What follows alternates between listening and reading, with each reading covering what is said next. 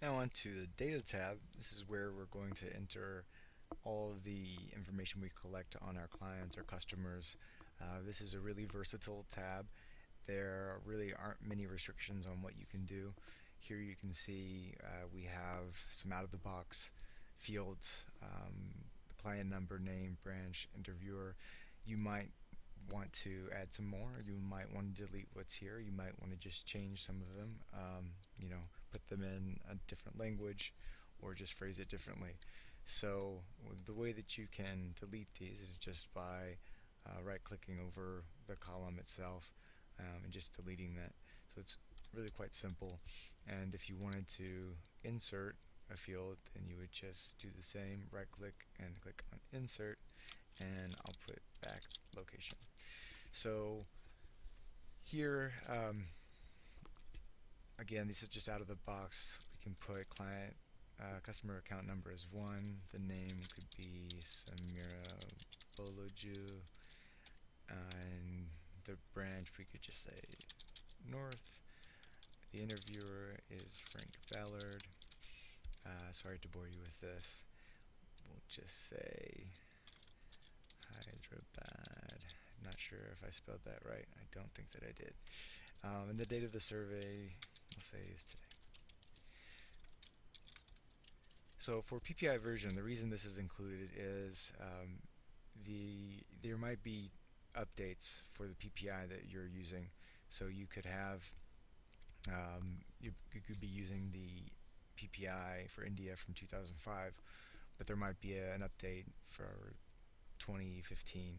And if that's the case, then you need to know which sets of data are or which records pertain to each of those PPIs. So a lot of times organizations won't include that, but then later on they find that it would have been good to have. So here we're just going to say this is the India 2009. For the PPI responses, here we're just going to put the scores. It's easier to just include the scores instead of the responses for a number of reasons. One is you can just tally. You can have the PPI score automatically tally. Excuse me.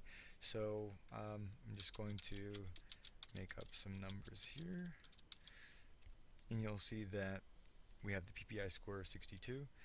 And since we're tracking these three poverty lines, it's gone ahead and looked up the score of 62 in the lookup table.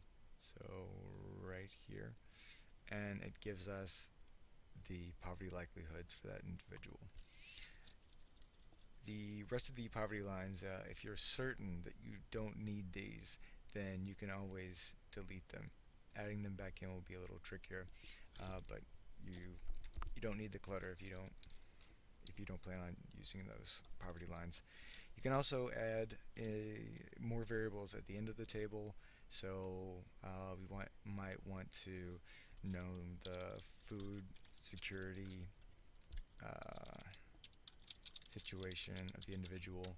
So that's going to add a new variable, and it will be included in the analysis and anything else that's done with this table. So the only things that the only cells that you shouldn't change are the PPI score and then the poverty lines. You shouldn't be able to change them, I believe. Yes. And that's just to keep everything correct and pulling from the right place. So these are the cells, PPI score and then the poverty lines, and then everything else can be adjusted as you wish.